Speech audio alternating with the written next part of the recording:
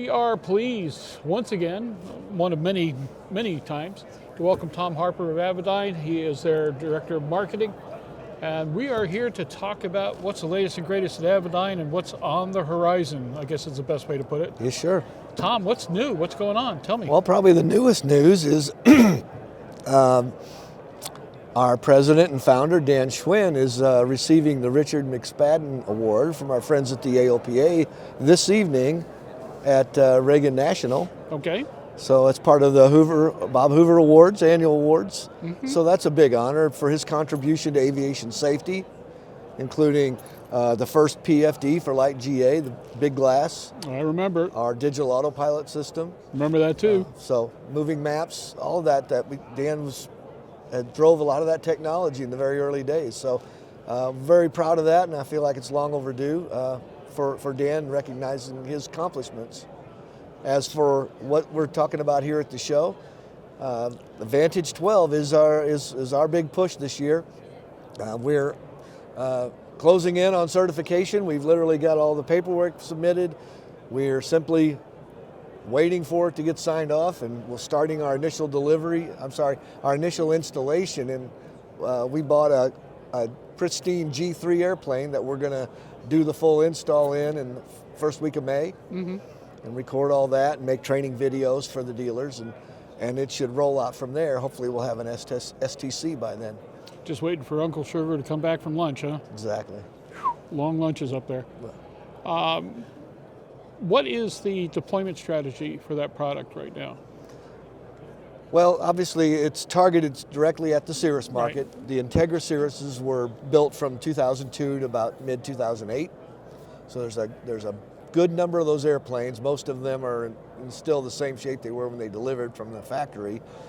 Some have already had IFDs put in them, some already have DFC-90s put in them, and a few have competitive brand stuff changed over, but they can all get to Vantage 12. All right. That's the beauty of it. And basically we're taking out the old glass, putting in 12-inch touchscreen, hybrid touch, with synthetic vision and dual AHRs, which those folks in those Integra airplanes only have single AHRs now. Right. So this has given them a lot of those benefits that the new technology can deliver. Outstanding. Now, do you have a strategy post-Cirrus, or is that just what you're going to concentrate on for the time being? If it's going to keep us busy in the short term, obviously there are other Integra-equipped airplanes out in the world, the Pipers, the PA-46, the PA-32. Those seem like they might be good candidates. So we'll see. There's no announcements on that at this time, but those seem to be ones to at least be looking at. But we've got our plate full with the Vantage 12 rollout. We're going to do some initial installations with some key dealers to kind of ring it out, make sure we've got our all of our ducks in a row, and it's a good, solid customer experience. And then we'll be able to open it up a little bit and start bringing it to more and more airframes. What's the installation process going to be like? Well, obviously, one of the prerequisites, you need to have DFC-90, you need to have IFDs. Okay. You can do everything at once, but if you come in with an airplane that already has a DFC-90 and the IFDs done, which a lot of folks have, we're just going to swap the displays. It's a matter of bring it in on Monday and fly out on Friday.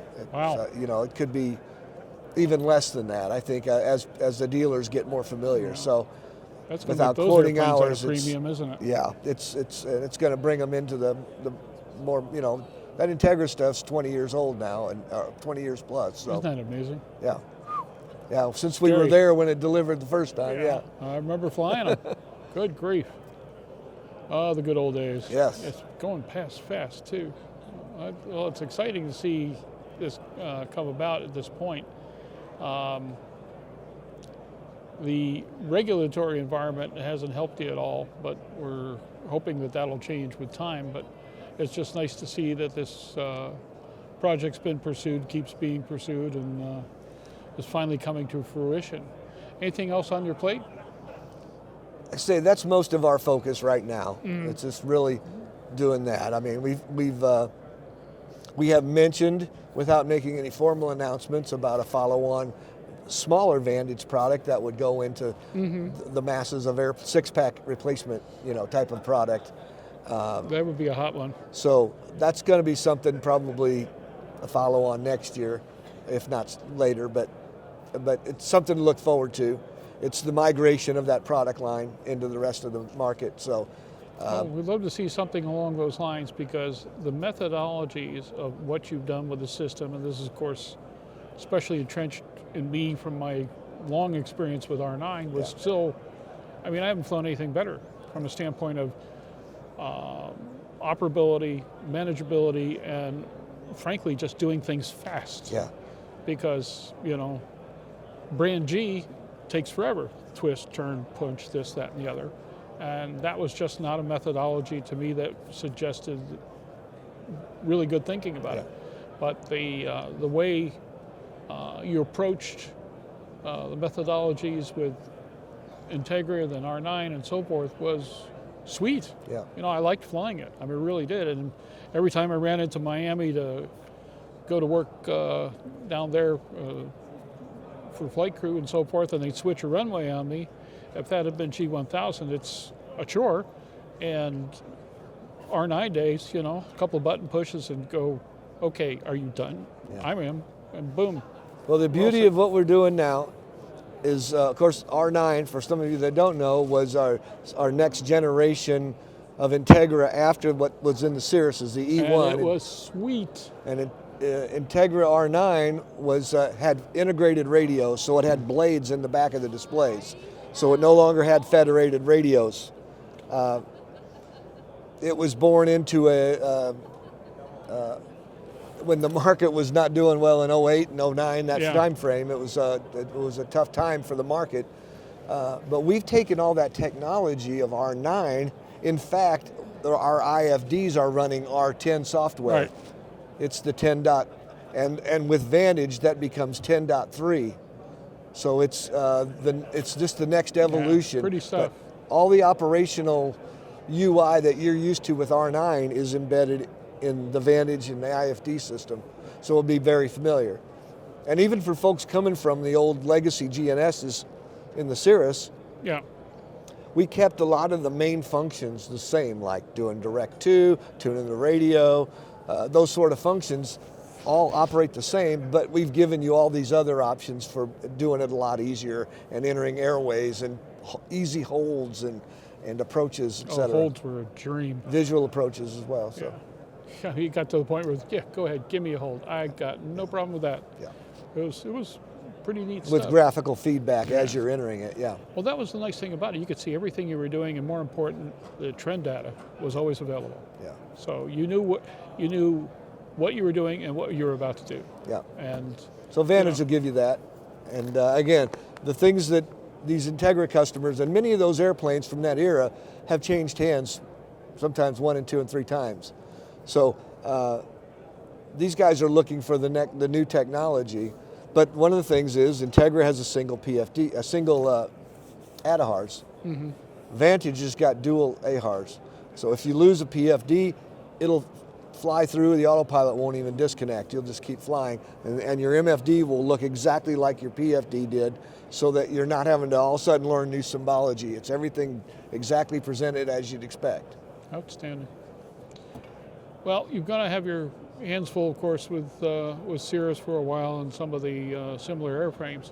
The thing that a lot of people have been asking is, what are your designs for the rest of GA?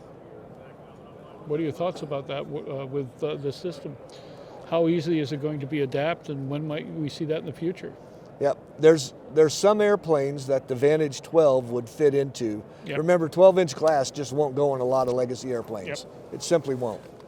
But like, your PA-46, your PA-32, the newer ones, the 6Xs and stuff. Yeah, nice big panels. Big panels. Yeah.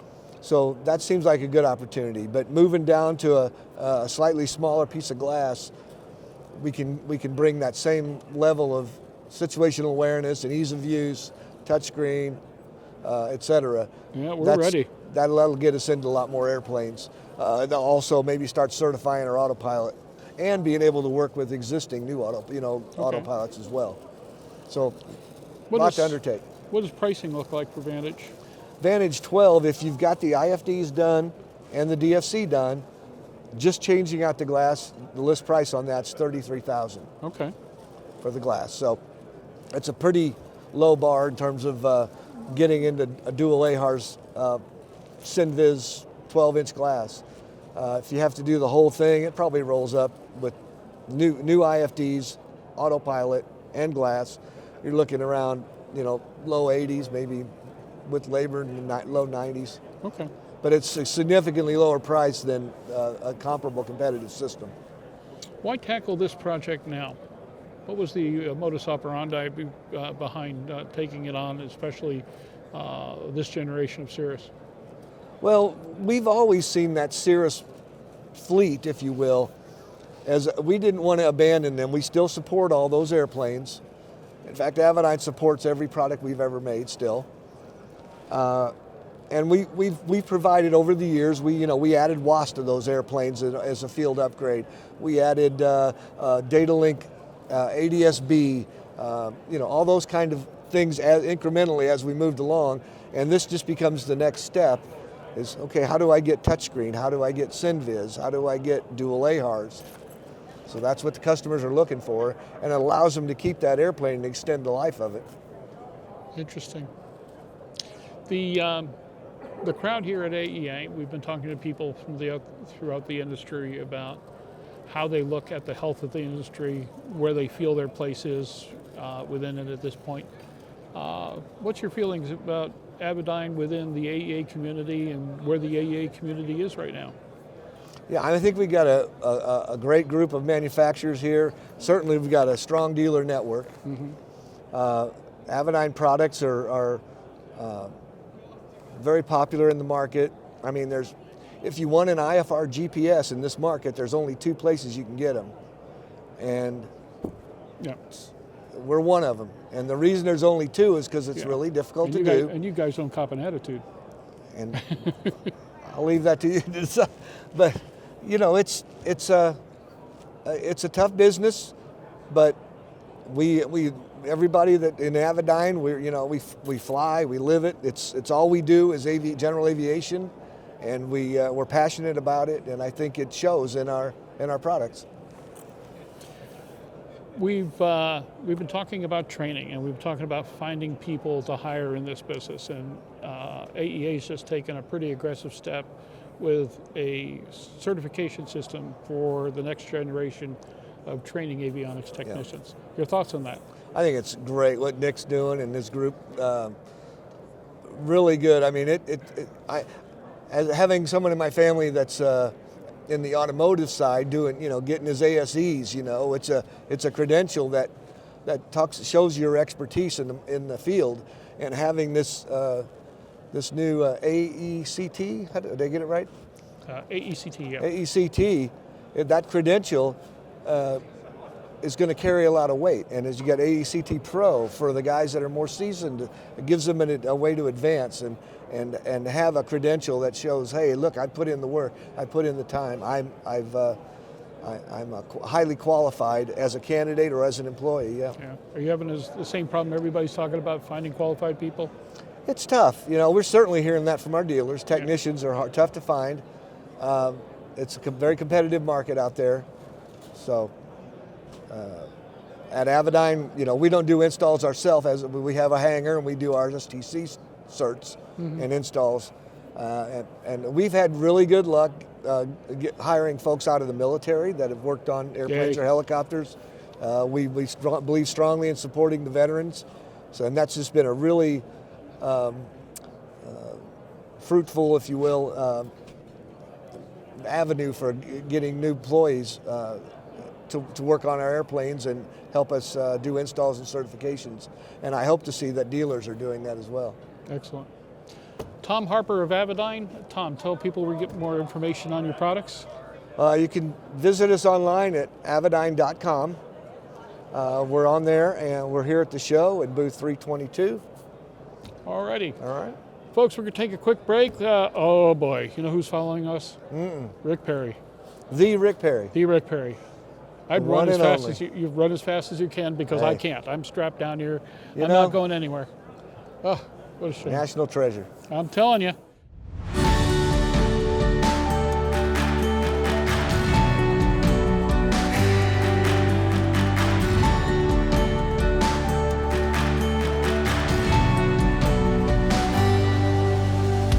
Aero-News Network's coverage of the 68th Annual AEA International Convention and Trade Show, live from Phoenix, Arizona, is brought to you in part by the following sponsors: